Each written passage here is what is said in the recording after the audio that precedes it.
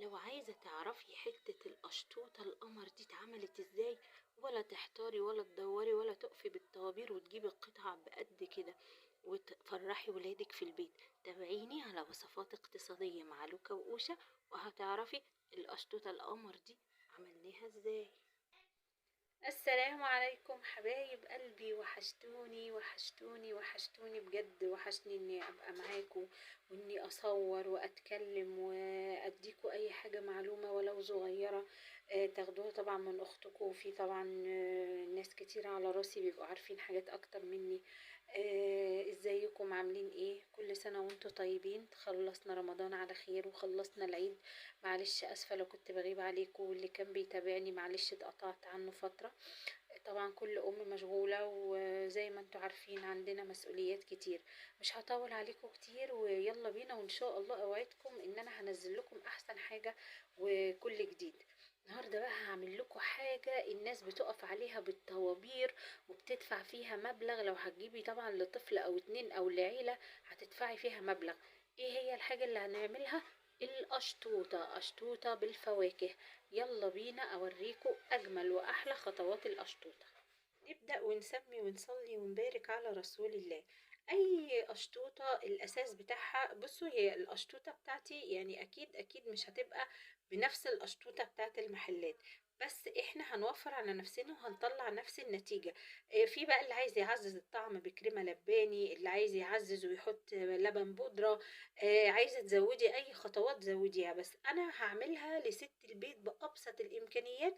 اللي عايزة تعمل قشطوطة ومش عايزين نكبرها قوي ونجيب حاجات ومواد خام كتير ونصرف، يبقى نجيبها بقى من بره احسن، وفي البيت ممكن مش هتطلع بنفس بره. لا، انا هعملها لك ان شاء الله بنفس الطريقة على قد ما اقدر، وهتطلع ان شاء الله اطعم واحلى من اي حاجة. كفاية ان الام وست البيت هي اللي واقفة وعاملاها لولادها بكل حب. طبعا اول حاجة اساس الكيكة عندي، وفي القناة قايلة كذا مرة ان الكيكة انا مثلا كوبايتين دقيق عاملاهم في عندي مكونات جافة ومكونات عادية. طبعا انا هنا حاطه كوبايتين من الدقيق نخلاهم، عليهم باكو بيكنج باودر، عليهم رشة الملح الحلوة بتاعتي. طيب عندي بقى هنا ايه في الخلاط؟ لسه طبعا ما ضربتش حاجة عشان كده تلاقوا الايه كل لون لوحده. عندي انا بحط بيضة، وانتوا عارفين وصفات اقتصادية يعني بيضة كفاية قوي. وحط عليها كوبايتين دقيق، نصها سكر، نصها كام كوباية دقيق. كوباية الدقيق نصها مادة دهنية، زيت او سمنة بس براحتك. 2 باكو فانيليا، وبتحطي معلقة خل مش عايزة براحتك. انا عن نفسي ما حطيتش فيه، بيحطوا معلقة خل. فهقول تاني: بيضاية، كوباية لبن، كوباية، لا، حوالي كوباية سكر، ونص كوباية السكر زيت أو مادة دهنية، و2 باكو فانيليا.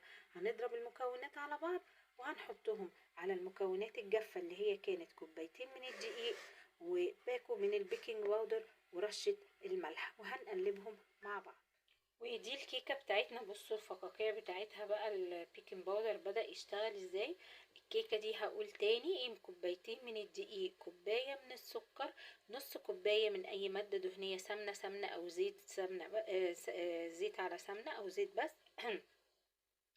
2 باكو فانيليا، باكو بيكنج باودر لاني حاطه بيضايه واحده فعوضت بباكو بيكنج باودر عشان ترتفع الارتفاع الكويس، وكوبايه لبن. بس كده.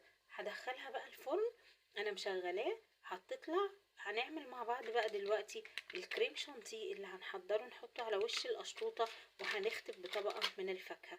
وخليكم معايا. وبعد ما دخلنا الكيكه بتاعتنا الحلوه الفرن، هعمل بقى الكريم شانتيه. الكريم شانتيه طبعا اسهل ما يكون.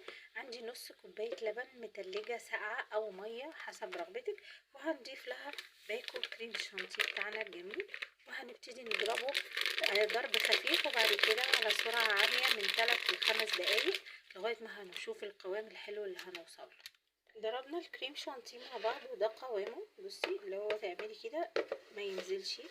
هنحطه بقى في التلاجة لغاية ما الكيكة تطلع، ولازم الكيكة تهدى طبعا تماما، ونبتدي نحطه. طبعا هطبق لك الوصفة وهوريكي اجمل شكل الاجمل قشطوطة.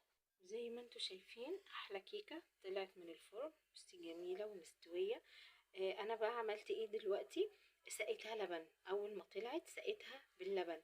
هبتدي احط عليها الكريم شانتيه بتاعي، وبعد الكريم شانتيه هحط عليها بقى هزينها بالفراولة، وسقيتها لبن عشان تطرى جدا والقشطوطة بتبقى غرقانة في اللبن. وهحط عليها بعد كده، عندك بقى مانجا اعمليها بالمانجا، عندك فراولة حطي قطع من الفراولة، فاكهة حطي فراولة ومانجا. ممكن تعمليها بالكريم كراميل، فطبعا هتعملي الكريم كراميل ذاته، وهتحطيه بعد بعد ما تحطي الكريم شانتيه وتدخليها التلاجة شوية، هتطلعيها وتحطي طبقة الكريم شانتيه وبرده تطلعيها. وفي كذا نوع قشطوطة، بس اللي هتقدري تعمليه في البيت يا بالفاكهة يا بالكريم شانتيه سادة يا اما بالكريم كراميل.